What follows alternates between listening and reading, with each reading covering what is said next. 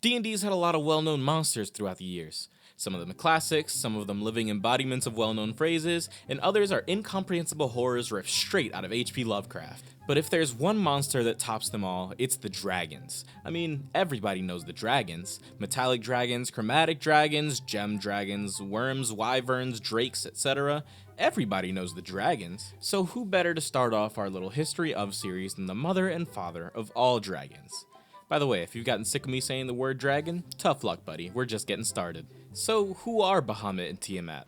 Well, for starters, probably some of the most iconic deities in all of Dungeons & Dragons besides the ones stolen out of popular mythology, like Tyr and Oberon. But that's just the thing. If you're not a Mesopotamian mythology or Arabic cosmology buff, and really, all love to the three of you out there, some of you might assume that Bahamut and Tiamat are D&D originals, but you'd be way off. In fact, Bahamut and Tiamat might be some of the oldest gods featured in Faerun's pantheon, but they don't look quite like what you'd think. Not like that, certainly not like that. This is what Bahamut and Tiamat really look like. So how did we go from this to this? One man, Gary Gygax. The twins were first created by Gygax in 1977 for the first Dungeons & Dragons monster manual. In D&D lore, Bahamut and Tiamat are the children of Io, the god of balance, peace, and dragonkind. Io had created the two to mate with each other, which I guess is okay because they're more created Adam and Eve style than birthed the natural way, but still ew considering they're constantly referred to as siblings. Regardless, much like every pair of siblings, they immediately hated each other. Bahamut thought Tiamat was way too cruel, and Tiamat hated that Bahamut was so righteous. The twins' rivalry finally came to a head when Tiamat killed Io's firstborn, Vorel, a deed for which she attempted to frame Bahamut. Io, however, saw through the deception as she caught Tiamat with a knife in her hands.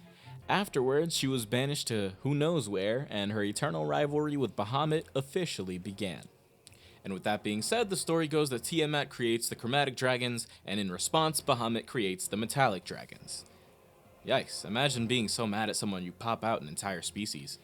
Now, this is the more well-known D&D version of the story, but like I mentioned, these two are not D&D originals, and they're not Final Fantasy originals either. Now, most gods borrowed from popular mythology by Gygax still tend to keep some of their most prominent features, like how Tyr's missing his hand, and Poseidon is still petty like the rest of the Olympians.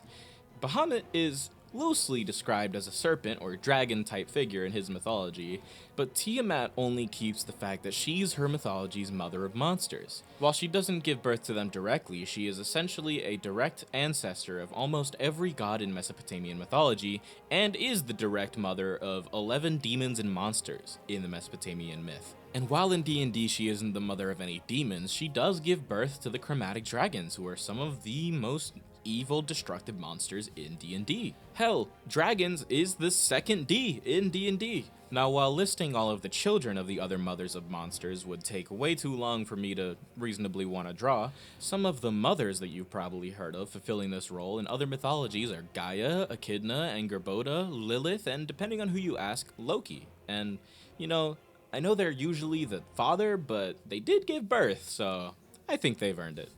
But forget about them. What about Tiamat? You know, half the topic of this video? Sorry, I'm a little ADHD brained and it takes me a minute. Why do you think I work in a library? Anyways, for her, we need to get a bit more backstory, so let's start from the top. If you want to know more things about Mesopotamian society, there are far more informational and educated channels than us here. But the important thing for this video is that they had a pantheon of gods that started with Apsu, the living embodiment of fresh water, and Tiamat, the embodiment of salt water. Most of their story takes place during the Enuma Elish, or the Babylonian creation myth for us simple people, where they're essentially described as the father and mother of all things. All of the gods in the Mesopotamian pantheon are in some way descended from them. One day, a god named Ea, or Enki to some people, who is basically their grandson, overhears Apsu trying to convince Tiamat that they should kill their descendants as a form of disciplinary action, like a spanking gone too far. Tiamat obviously refuses because that Mother of the Year award just got taken from her by Echidna, and before anything can come of Apsu's plans, Ea, or Enki, however you want to call him, kills him himself. Man, I love when families of gods bond over familicide. It's a really good family activity. Anywhoosies, after successfully killing his father and leaving notes behind for the Greeks later, Ea has a son named Marduk, who is essentially their #1 badass, gifted with the power of the 4 winds and the ability to create or destroy as he pleases.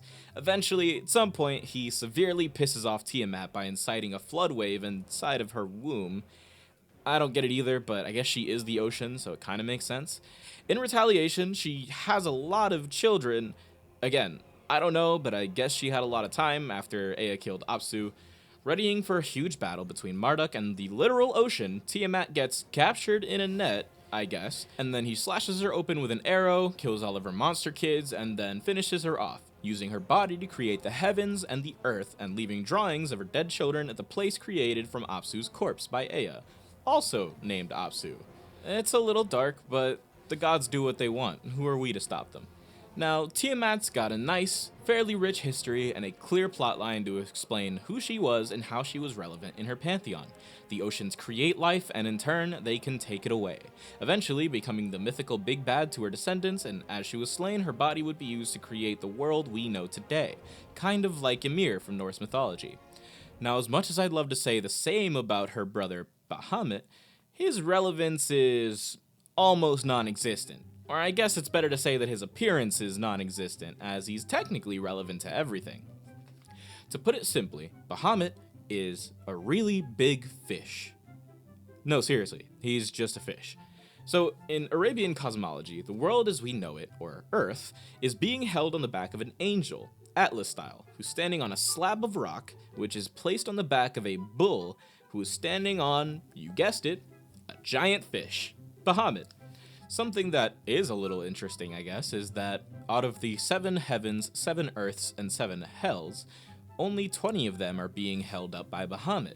The 7th hell is actually the residence of a giant evil snake named Falak, an original creature that's definitely not going to be used over and over down the line. Ignore those. So yeah, while Tiamat is a primordial embodiment of the ocean with family issues, Bahamut is a giant cosmic fish holding up a giant cosmic bull and trying not to get eaten by a giant cosmic hell snake. I mean, at least it's not as crazy as Aztec mythology. But honestly, and this may be a bit off topic from Dungeons & Dragons, I kind of find it interesting how many of these concepts get used in later mythologies, or at least seem to be similar in a related way. I mean, a primordial mother of all life giving birth to divine beings just for her husband to attempt to consign them to death for eternity, just for that husband to die by the hands of his very offspring, which eventually leads to the rage of the same mother being aimed at those offspring, and a giant battle ensues. Where have we heard that before? And a giant sea creature holding up a giant land creature who's holding up the planet? That's just the cosmic turtle from Discworld. Religious text or otherwise, I will always find it fascinating that so many of these stories that were made up by people who we will never get to meet or even truly understand the context of the world that they live in still survive to this day. It really is interesting how many of the stories survive to this day, and really makes you wonder, how many didn't? How many stories are there that we'll just never get to hear because they weren't written down, or they were only occasionally told and weren't generally accepted as true?